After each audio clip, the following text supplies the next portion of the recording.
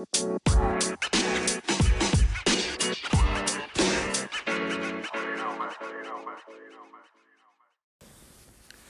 going on, everybody? Welcome to Cincinnati Fan Talk. It's your boy LP here with you. As always, you can check us out on the socials. That's Cincy_Fan Talk. That's on Twitter. You can always check us out with a voice message. That voice message might end up on the show, so go ahead and do that. Y'all basically know what it is, man. It's different times, man. It's crazy out here for real. It's definitely crazy. Like, check out your TV. You look at your TV. We doing Cincinnati Fan Talk, and honestly, until today, it wasn't really a whole lot to talk about. I mean, sports wise, not really a lot to talk about. But if you're talking globally, I mean, you got a whole lot to talk about, man. This coronavirus out here kicking ass for real.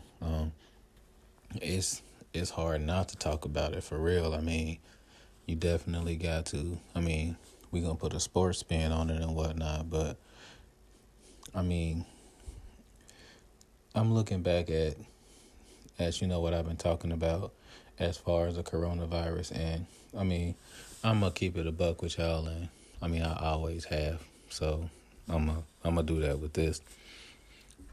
And I don't know if a lot of people can say this, but I can definitely say this. I don't know if I took it as seriously as I should have at first, because I just didn't know that it was as serious as it was. I mean, I saw what it was doing over in China and everything, but like, I just didn't know that it would hit as hard as it did. So when I was talking about it, I mean, I was kind of talking about it in terms like, it would get you sick and, you would kind of feel better about it. So, I had topics like, would certain athletes compete, in the Olympics, knowing what it would do, you know what I mean? Stuff like that. But knowing what I know now about it, I mean, I just kind of feel like I was a little bit tone deaf about that. So I got to kind of sort of apologize about that. I mean, I just think it's my responsibility to do that. So that's definitely my bad. I do apologize, because when I'm looking now, I'm seeing a lot of people not taking it seriously and not even being man enough to apologize and see that they weren't taking it seriously then and they're not taking it seriously now. And I think the turning point for me myself, was, I think it was last Wednesday. This is the turning point for me. Like, me and the wife, like, we kind of had like these debates and whatnot, lighthearted debates. I had dropped my podcast last week, Bubble Talk, like UC and X, will UC make the tournament? Will X make the tournament? I dropped that podcast on Tuesday, that's when they dropped. Then all of the crazy stuff started happening like Tuesday night and everything. So I was like, there's no way. Well, my wife was like, there's no way that they would cancel the tournament. I'm like, I kind of sort of agree. There's no way the tournament would be canceled. Then I was like, maybe, possibly. My wife is like, no way. No way the tournament will get canceled. So then comes Wednesday. So I'm a teacher. That's what I do. I teach.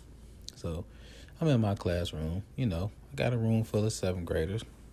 So as I'm in class teaching, I got them in like groups of 4 or whatever. So while I'm teaching, somebody coughs in class. Just a basic cough.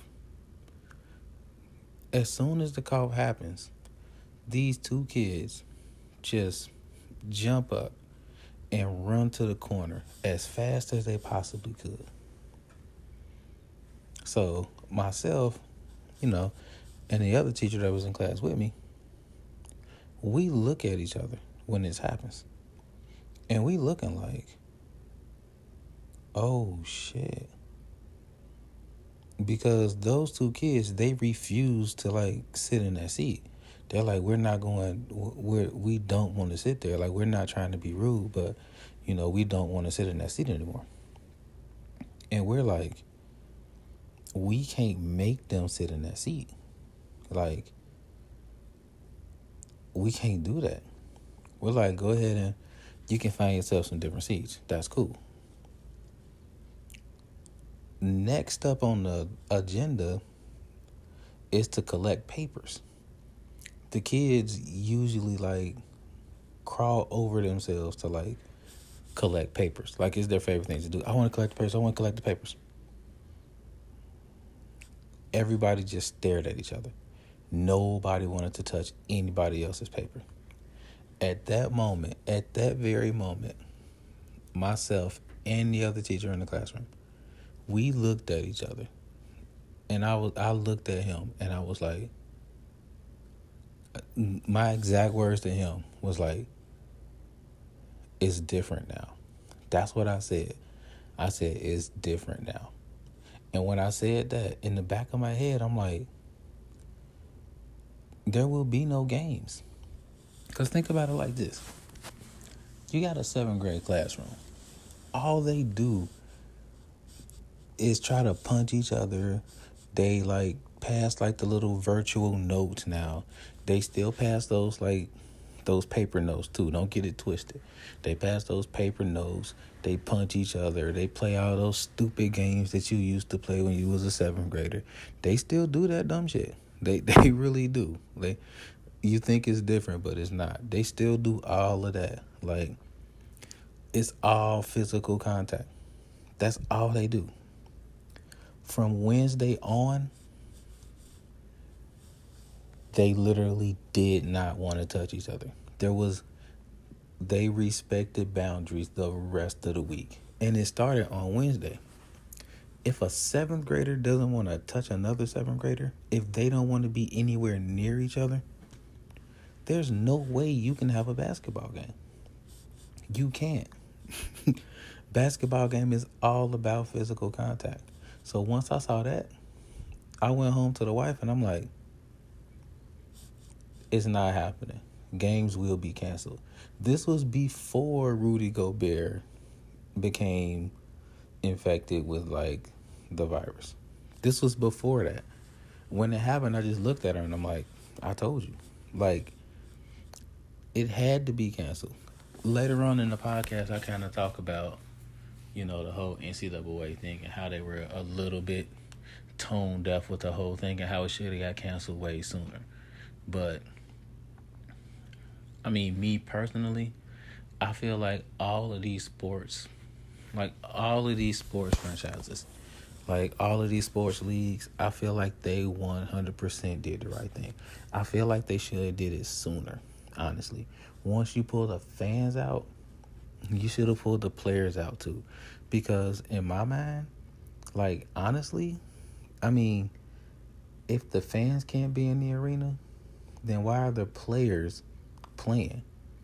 What makes the fans different than the players?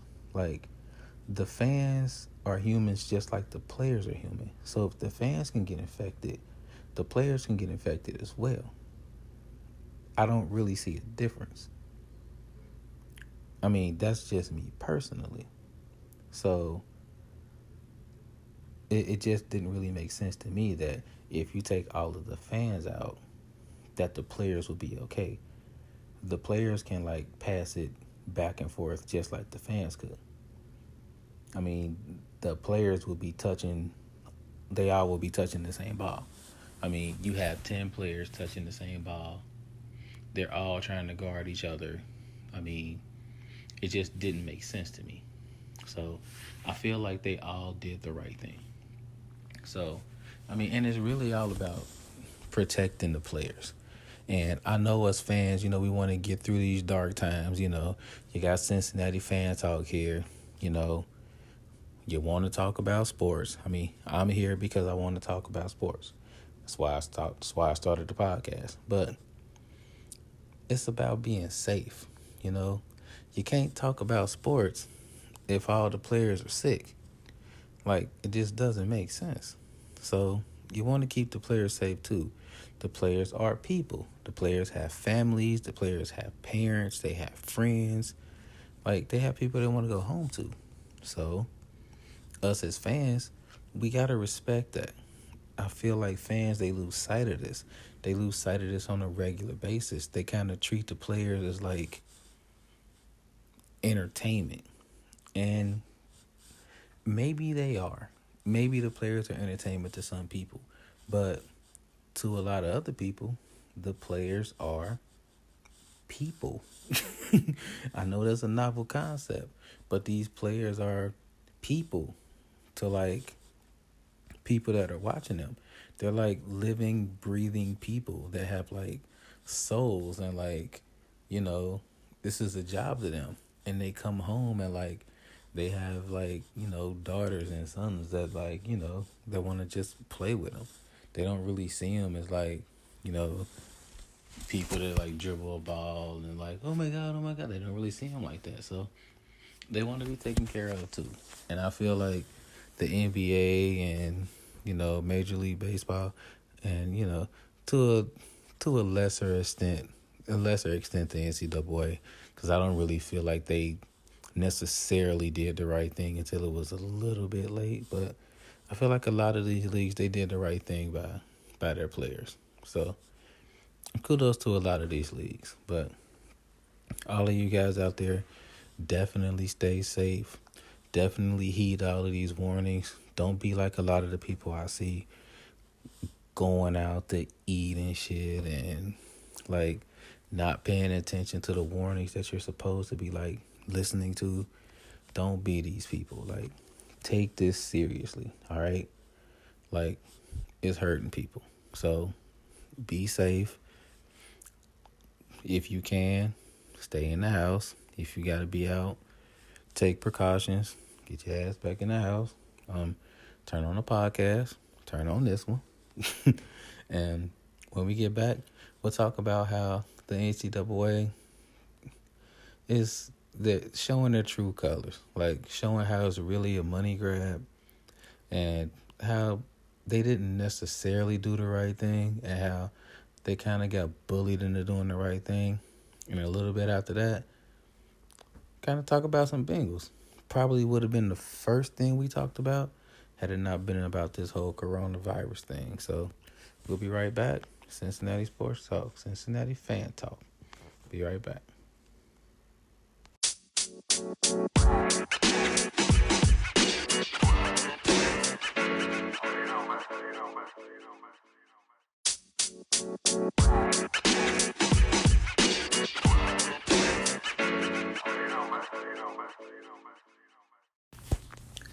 Hey everybody, welcome back to Cincy Fan Talk. Catch us on the socials. That's Cincy_Fan Talk. You can also go ahead and drop that voice message on Anchor. We checking out a whole lot of sports movies, and that's kind of the move for the next 3 weeks.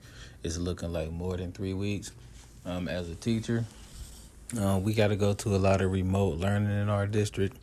So I've been on Google Classroom a lot today, and that's pretty much going to be the life for like the next 10 weeks. That's what it's looking like. That's basically what I'm teaching from. So I've been on Google Classroom, checking in with my students, dropping lessons, helping them out with what they need and everything. So in the meantime and in between time, I'm checking out sports movies. So I'm in the middle of Dodgeball right now. That's like one of my favorite sports movies. So if you got a sports movie you think I should check out, go ahead and drop that sports movie on Twitter. Drop that on Cincy_Fan Talk. Let me know what that is. And if it's a good one, I'll check it out. Hey, if it's a bad one, I'll check it out. Honestly, and people that know me, they know this and they hate this about me. I'm like a connoisseur of bad movies. Like, I'll hate watch me a movie. I'm telling you. So, let me know what it is. I'll check it out. I'll mess around and review it for you for real. So, drop that. I'll check it out. Let you know what it's like. So, another problem with me and the NCAA, the NCAA is definitely not my favorite organization. Um, really don't like the way they treat the athletes. I've I can't say I've seen it firsthand. Um, I can say I've seen it. I can say I've seen it that way. I haven't been an NCAA athlete, but from knowing athletes and seeing how they've been treated, I can say I've seen it that way. And just watching the process from how COVID-19 spread and watching how the men and women athletes got treated in this deal, I just feel like it wasn't right. I mean, that's just how I feel about it. I feel like the NBA response to the whole thing was perfect. From the moment Rudy Gobert tested positive, the response time was like amazing. Pulled everybody off the court. That game got canceled like immediately. And they let everybody else know, like around the league, like this is it. These will be the last games of the season for the foreseeable future. Like, this will be it. They just let it be known from the beginning. And then there was another game. They just canceled that game because a referee in that game was in contact with Rudy Gobert from the Jazz. The response was absolutely perfect. Then you have the NCAA, and the response was like just ridiculously shaky. And we can easily say you have so many conferences, and all of these conferences work independently from each other, and one conference can act different from another conference, and you have all these commissioners. So easy to say. But you're the NCAA, and there's one director. And that director is supposed to have autonomy over all of these conferences. So at some point, this director, who, by the way, expresses this autonomy over all of this small shit, like logos and payment of the athletes when it comes to like video games and all of this other stuff. When it comes to something extremely big, like, I don't know, the safety of the athletes, he leaves it to the commissioners.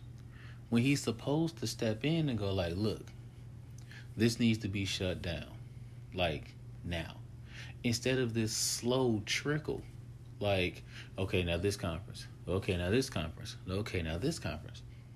I mean, it just didn't make sense. Like, you have the Big East, where they start off playing in front of, like, all of these fans. And then you have the Ivy League, who just shut down everything, like, immediately. And they're getting laughed at and ridiculed. And I thought that was the right response. Like, immediately. They were out in front of it before everybody else. Before everybody. But they got laughed at. And they're like, this is the appropriate response. And the funny part? They're the ones that got laughed at the very beginning. And now you look a week later, and their response is exactly the same as entire states. New York is doing the same thing that the Ivy League did. The entire state of New York had the same response. The entire state of Ohio had the same response that the Ivy League had. I mean, it just goes to show you that when you're an innovator, when you do something that's against the grain, you're going to get laughed at. You're going to get ridiculed. But you kind of have to stand at what you're doing. You kind of have to believe, like, look, what we're doing is for the greater good. What we're doing, we believe is best for us. And we're going to take the slings and we're going to take the arrows because we feel like this is best for us. So We're going to get laughed at. We're going to get a little bit disrespected. But that's okay. And they were. They were even disrespected by people in their own league. And I always say this. You cannot let athletes run your league. Athletes have a vested interest. Because if I'm a coach, I want to play. If I'm an athlete, I want to play. If you give me a choice, hey, do you want to play? Yes. Hey, do you think we should play? Yes. Hey, there's a virus that's spreading around. Hey, do you think we should play? Yes. I mean, it's not even a choice. If you would have given those four teams, Harvard, Yale, whoever else was in the tournament, in the Ivy League, if you give them a choice between playing or not playing, no matter what the circumstances are, unless something is physically stopping them from playing, they are going to play. You can't see COVID-19. For that reason alone, they're going to play. And that's the scary part about this virus, ladies and gentlemen. You can't see it. You can't smell it. You can't taste it. You can't touch it. And so for these young people out there, since you can't see it, you can't taste it, you can't feel it, you can't see it, you can't smell it. So it's like, it can't really hurt me. I can play this game and I can deal with these consequences. For this reason, strong leadership is necessary. You can't be wishy-washy. You have to be like, look, I know you want to play, but I know better than you in this situation. And I know that if you play, you could get hurt. So you can't play. And you're going to kick and you're going to scream and you're going to be upset. And I know you're going to be upset because you're losing out on an opportunity. And I understand that. You worked extremely hard. And I'm sorry. You've given up a lot to get to this situation. And I apologize. But you're going to thank me for this later. It takes a leader to do that. That's what you get paid to do. And you notice, like, there's some organizations that have leaders that do that. And there's some organizations that have leaders that'll pass the buck to other people to do that. And I feel like the NCAA has leaders that pass the buck to other people to do that. Meanwhile, you have the NBA. They're like, you know what? You guys aren't playing. But we want to play in front of our fans. You know what? You can't play in front of your fans. Okay. You know what? You can't play. You have to wait. That's what leadership is all about. The NCAA, they do not have that. And that's what's frustrating about the NCAA. And they haven't had that for a very long time. It's frustrating to see. And at some point, it's going to become dangerous. Luckily, it didn't become dangerous this time because, and a lot of people aren't going to agree with this. Maybe a lot of people will. The NBA kind of took the bull by the horns and they said, you know what?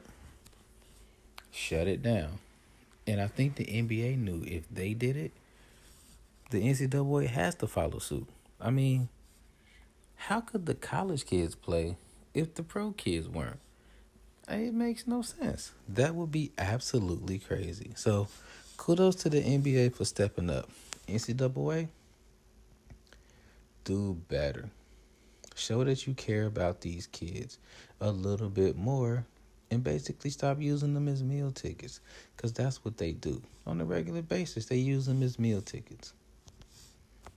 Point blank. That's what they do. Next up, we're going to talk about AJ Green, and we're going to talk about how we laughing at the Texans. Next up, Cincy Fan Talk. Be right back.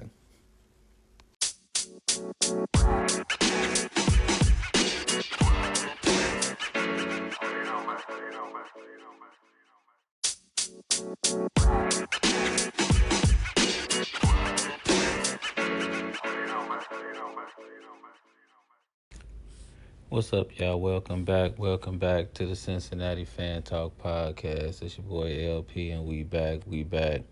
We're gonna go ahead and keep this next segment. We're gonna keep this coronavirus free.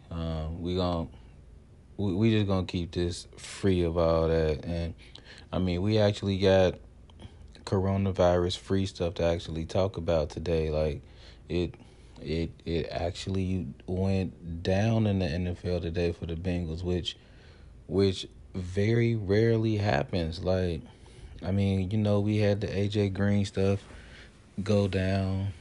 I mean, that went down a lot, yesterday. He got franchise tag. We expected that. You know, you got to hold on to AJ. Um, got into that a little bit with my coworker. He's like a big Browns fan. Like, like I said before, we share the same space. He the intervention specialist in the room, and I'm the teacher. So we've been in the same room all year. Browns fan, Bengals fan. Might have him on the show a little bit. He might be on the show a couple of times. You might hear from him. So he's telling me that we need to give up on AJ Green. Maybe not even put him on the franchise tag. Just give him up. I'm like, you can't do that. You got to franchise tag AJ Green. I was really happy that they did that. The Bengals did. I mean, this is what I told him. You franchise tag AJ Green. You don't give up on AJ Green until you know for a fact that AJ Green ain't got it no more. Because the worst thing you can do is give up on a player that has been synonymous with the renaissance of the Bengals. Like, he has been part of, like, the rise of the Bengals. You can't give up on him. Like, you can't do that. Like, what are you saying to Joe Burrow if you willing to just let AJ Green go when you don't really know if AJ Green is, like, done? True, my coworker made a really good point. He's missed 23 of his last 24 games due to injury. That's very true. So you don't know what you have. But what has he done the past 9 years? Giving you nothing but the best. Like, this is my opinion, but I think it's fact. He's been one of the top 5 best receivers for the past 5 years. I put him up there in the top 5. I mean, you put him up there with the Antonio Browns before he lost his damn mind. You put him up there with them. Like, he's been one of the top 5, in my opinion. So you can't just discard him until you know that he doesn't have it anymore. I mean, when he's out there, the Bengals win. So you see what he's got, my opinion. So they franchise tagged him, and normally in Bengal land, that's the news. Like, that's the news. That's it. You get you some smaller pieces, and away we go. We waiting for the draft as far as it goes with the Bengals. But then the Bengals start spending money. Like, the Bengals actually start spending money. Messed me up. Like, I'm thinking I'm about to start talking about Tom Brady. Like, that's what I expected. Like, Tom Brady not playing for the Patriots no more. I'm thinking that's all I'm about to talk about. The Bengals said, Like, you on Cincinnati Fan Talk, buddy. You about to talk about Cincinnati stuff. So the Bengals run out. They let Darqueze Dennard go. I mean, I feel like he's been he's been a solid slot corner as far as I'm concerned. But he hasn't really been playing. And if you're not going to let a guy play, then you might as well let him go and let him play somewhere else. So Darquez, I hope you do your thing somewhere else. I mean, he's really underachieved. I tweeted this. He's really underachieved, but he hasn't really played. So if you underachieve because you haven't really played a lot, then you might as well shine somewhere else. So if he shines and becomes a star somewhere else, I can't do nothing but clap for you. I mean, I hope he does his absolute thing. I hope he makes Pro Bowls. I hope he wins championships. I mean, I really hope he does. I really hope he does. As long as he doesn't beat us in the process. So, hey, Dark West, if you hear from somebody who heard from somebody who heard from somebody who heard from somebody about this, I hope you do your thing. So they let him go. Then they pick up Trey Waynes from the Vikings. And then they pick up DJ Reader from the Texans. I'm like, huh? They just shored up 2/3 of their defense in one fell swoop. 2/3 of the worst part of their team in one fell swoop. That's a dub. That's an absolute dub right there. Now, it's pros and cons to this. Now, I'm a fan, but I'm also a realist. And I know it's a lot of people out there that's like, how is it pros and cons? Like, what you talking about? It's pros and cons. Like, you got to hear me out on this. The pros is you shoring up the back. You definitely shoring up the back. Like, a lot of people don't want to hear this, but we was getting torched, absolutely torched in the back. I mean, I don't know what was going on, but we was getting real life picked on. And honestly, when I say I don't really know what's going on, I feel like it was a depth thing. I feel like William Jackson, I feel like he was doing okay. I feel like he got hurt, and when he got hurt, the depth just wasn't there. Same thing on the other side. Dre Kirkpatrick, I feel like he did a really good job for the most part. I mean, cornerbacks, they really got a shit job. I mean, you can only hold a wide receiver, like, as far as guarding them for so long. You can only do so much. I mean, they're gonna get open after a while. I mean, you can only guard them for so long. It's really about the pressure that the defensive line and the linebackers get. That's really what it's about. But after a while, they're gonna break open. So it's really about instincts, and it's about how well they can break on the ball. So getting that depth at cornerback is really gonna help them a lot, because you can't go down to your third, fourth, fifth cornerback and expect to be good, which is what happened a lot with the Bengals. I mean, the Bengals were down to like cornerback number 3, cornerback number 4, cornerback number 5 last year.